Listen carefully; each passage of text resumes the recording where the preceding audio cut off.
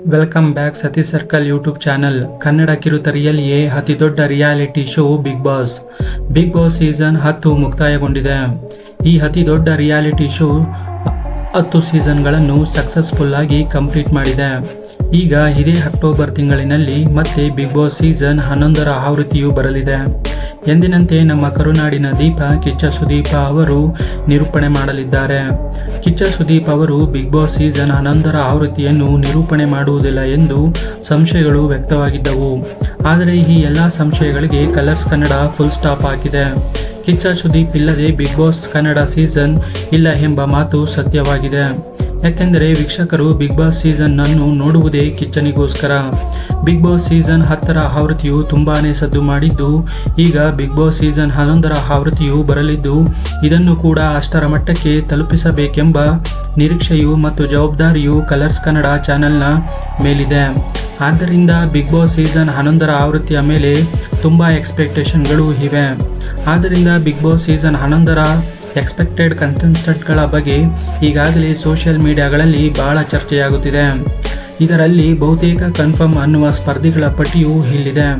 ಬಹುತೇಕ ಕನ್ಫರ್ಮ್ ಎನ್ನಲಾಗುತ್ತಿರುವ ಮೊದಲನೆಯ ಸ್ಪರ್ಧಿ ಅದ್ವಿತಿ Shetty, Ashwithi Shetty. Big boss ಪ್ರತಿಯೊಂದು ಸೀಸನ್ನಲ್ಲೂ ಹಲವಾರು ಇಂಟ್ರೆಸ್ಟಿಂಗ್ ಟ್ವಿಸ್ಟ್ಗಳನ್ನು ಇಟ್ಟಿರುತ್ತಾರೆ. ಇದೇ ರೀತಿಯಲ್ಲಿ ಈ ಬಾರಿ ಬಿಗ್ ಬಾಸಲ್ಲಿ ಟ್ವಿನ್ಸ್ಗಳನ್ನು ಕರೆತರುವಲ್ಲಿ ಬಹುತೇಕ ಯಶಸ್ವಿಯಾಗಿದ್ದಾರೆ. ಎರಡನೇ ಸ್ಪರ್ಧಿ ಹುಲಿ ಕಾರ್ತಿಕ್. ಬಿಗ್ ಬಾಸ್ ಪ್ರತಿಯೊಂದು ಸೀಸನ್ನಲ್ಲೂ ಕಾಮಿಡಿಯನ್ಗಳನ್ನು ಕರೆಸುತ್ತಾರೆ. ಅದೇ ಮಾದರಿಯಲ್ಲಿ ಹುಲಿ ಕಾರ್ತಿಕ್ ಅವರನ್ನು ಇನ್ವೈಟ್ ಮಾಡಿದ್ದಾರೆ ಎಂಬ ಮಾಹಿತಿ ಇದೆ. ಮೂರನೇ ಸ್ಪರ್ಧಿಯಾಗಿ ದಾಸ ಪುರಂದರ ಸೀರಿಯಲ್ನಲ್ಲಿ ಮೊದಲು ನಟನೆ ಮಾಡಿದ ಮತ್ತು ಬೃಂದಾವನ ಸೀರಿಯಲ್ನಲ್ಲಿ ನಾಯಕಿಯಾಗಿ ಕಾಣಿಸಿಕೊಂಡ ಅಮೂಲ್ಯ ಭಾರದ್ವಾಜ್ ಅವರನ್ನು ಕೂಡ ಕರೆಸುವುದು ಬಹುತೇಕ ಕನ್ಫರ್ಮ್ ಅನ್ನಲಾಗುತ್ತಿದೆ. ನಾಲ್ಕನೇ ಸ್ಪರ್ಧಿಯಾಗಿ ಯೂಟ್ಯೂಬ್ನಲ್ಲಿ ತಮ್ಮ ಶಾರ್ಟ್ ಮೂವಿಗಳ ಮೂಲಕ ತುಂಬ ಫೇಮಸ್ ಆಗಿರುವ ಗೌರವ್ ಶೆಟ್ಟಿ ಅವರನ್ನು ಕೂಡ ಕರೆಸಲಾಗುತ್ತಿದೆ ಎಂದು ಹೇಳಲಾಗುತ್ತಿದೆ. ನಂತರ ಐದನೇ ಸ್ಪರ್ಧಿಯಾಗಿ ಕಲರ್ಸ್ ಕನ್ನಡ ಸೀರಿಯಲ್ ಕೋಟಾದಿಂದ ಭವ್ಯ ಗೌಡ ಅವರನ್ನು ಕರೆಸಲಾಗುತ್ತಿದೆ ಎನ್ನುವುದು ಬಹುತೇಕ ಕನ್ಫರ್ಮ್ ಆಗಿದೆ. ನಂತರ ಆರನೇ ಸ್ಪರ್ಧಿಯಾಗಿ ನಮ್ಮನೆ ಯುವರಾಣಿ ಸೀರಿಯಲ್ನ ಖ್ಯಾತ ನಾಯಕ ದೀಪಕ್ ಗೌಡ ಅವರನ್ನು ಕೂಡ ಕರೆಸಲಾಗುತ್ತಿದೆ ಎಂಬ ಬಹುತೇಕ ಕನ್ಫರ್ಮ್ ಆಗಿದೆ. ನಂತರ ಏಳನೇ ಸ್ಪರ್ಧಿಯಾಗಿ ಜಿ ಕನ್ನಡ ಸಿಂಗರ್ ಕೋಟಾದಿಂದ ಇಬ್ಬರ ಹೆಸರು ಕೇಳಿಬರುತ್ತಿದೆ. ಮೊದಲನೆಯದಾಗಿ ಆಶಾ ಭಟ್ ಮತ್ತು ಎರಡನೆಯದಾಗಿ ಐಶ್ವರ್ಯ ರಂಗರಾಜನ್. ಈ ಇಬ್ಬರಲ್ಲಿ ಯಾರಾದರೂ ಒಬ್ಬರು ಬರುವುದು ಬಹುತೇಕ ಕನ್ಫರ್ಮ್ ಎನ್ನಲಾಗುತ್ತಿದೆ. ಆದರೆ ನನ್ನ ಪರ್ಸನಲ್ ಒಪಿನಿಯನ್ನ ಪ್ರಕಾರ ಐಶ್ವರ್ಯ ರಂಗರಾಜನ್ ಬಂದರೆ ತುಂಬ ಚೆನ್ನಾಗಿರಲಿದೆ ಅಂದ್ಕೊಂಡಿದ್ದೀನಿ. ಆದರೆ ನಿಮ್ಮ ಪ್ರಕಾರ ಯಾರು ಬಂದರೆ ತುಂಬ ಚೆನ್ನಾಗಿರುತ್ತೆ ಅಂತ ಕಮೆಂಟ್ ಬಾಕ್ಸ್ನಲ್ಲಿ ಕಮೆಂಟ್ ಮಾಡಿ ತಿಳಿಸಿ. ಎಂಟನೇ ಸ್ಪರ್ಧಿಯಾಗಿ ಗೀತಾ ಸೀರಿಯಲ್ನಲ್ಲಿ ಖಳನಾಯಕಿಯಾಗಿ ಅಭಿನಯಿಸಿದ ಶರ್ಮಿತಾ ಗೌಡ ಬರುವುದು ಖಚಿತ ಎನ್ನಲಾಗುತ್ತಿದೆ. ನಂತರ ಒಂಬತ್ತನೇ ಸ್ಪರ್ಧಿಯಾಗಿ ಪದ್ಮಾವತಿ ಸೀರಿಯಲ್ನ ತ್ರಿವಿಕ್ರಮ್ ಬರಲಿದ್ದಾರೆ ಎಂಬ ಬಹುತೇಕ ಕನ್ಫರ್ಮ್ ಆಗಿದೆ. ನಂತರ 10ನೇ ಸ್ಪರ್ಧಿಯಾಗಿ ಸೋಷಿಯಲ್ ಮೀಡಿಯಾ ಕೋಟಾದಿಂದ ಭೂಮಿಕಾ ಬಸವರಾಜ್ ಅವರನ್ನು ಬಿಗ್ ಬಾಸ್ ಟೀಮ್ ಅಪ್ರೋಚ್ ಮಾಡಿದೆ ಎಂದು ಹೇಳಲಾಗುತ್ತಿದೆ. 10ನೇ ಸ್ಪರ್ಧಿಯಾಗಿ ಬೃಂದಾವನ ಸೀರಿಯಲ್ನ ನಾಯಕ ವರುಣ್ ಆರಾಧ್ಯ ಅಥವಾ ವರ್ಷಾ ಕಾವೇರಿ ಅವರನ್ನು ಬಿಗ್ ಬಾಸ್ಗೆ ಬರಲಿದ್ದಾರೆ ಎಂಬ ಸುದ್ದಿ ಇದೆ.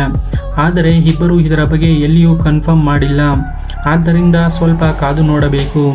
11ನೇ ಸ್ಪರ್ಧಿಯಾಗಿ ನ್ಯೂಸ್ ಕೋಟಾದಿಂದ ಜಾನ್ವಿ ಅವರಿಗೆ ಬಿಗ್ ಬಾಸ್ ಟೀಮ್ ಅಪ್ರೋಚ್ ಮಾಡಿದ್ದಾರೆ ಎಂಬ ಸುದ್ದಿ ಇದೆ ಮತ್ತು ಜಾನ್ವಿ ಅವರು ಬರುವುದು ಬಹುತೇಕ ಕನ್ಫರ್ಮ್ ಅನ್ನಲಾಗುತ್ತಿದೆ.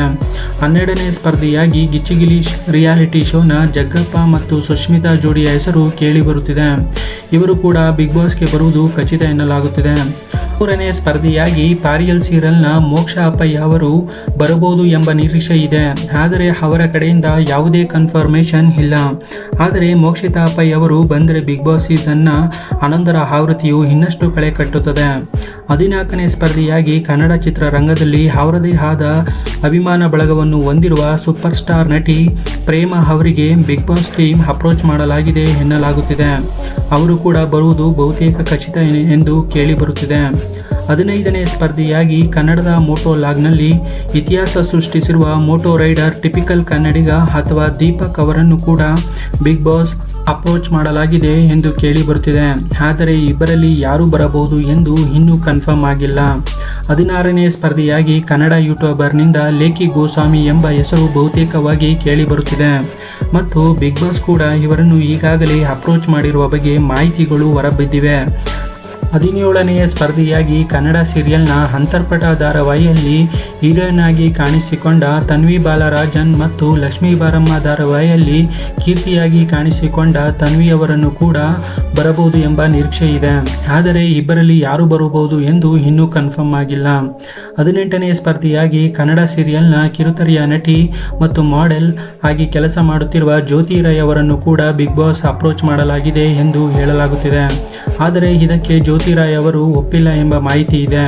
ಆದರೆ ಇವರು 18ನೇ ಸ್ಪರ್ಧಿಯಾಗಿ ಬರುವುದು ಕನ್ಫರ್ಮ್ ಎಂದು ಅವರ ಅಭಿಮಾನಿಗಳು ಹೇಳುತ್ತಿದ್ದಾರೆ. ನಂತರ ಈ 18ರ ಸ್ಪರ್ಧಿಗಳ ಪಟ್ಟಿಯು ಯಾವುದೇ ಕೊನೆ ಕ್ಷಣಗಳಲ್ಲಿ ಬದಲಾಗಬಹುದು ಎಂದು ಹೇಳಲಾಗುತ್ತಿದೆ. ಈ 2 ತಿಂಗಳ ಹಿಂದೆ ಡಾಕ್ಟರ್ ಬ್ರೋ ಅವರನ್ನು ಬರುತ್ತಾರೆ ಎಂಬ ಸುದ್ದಿ ಹರಡಿತ್ತು.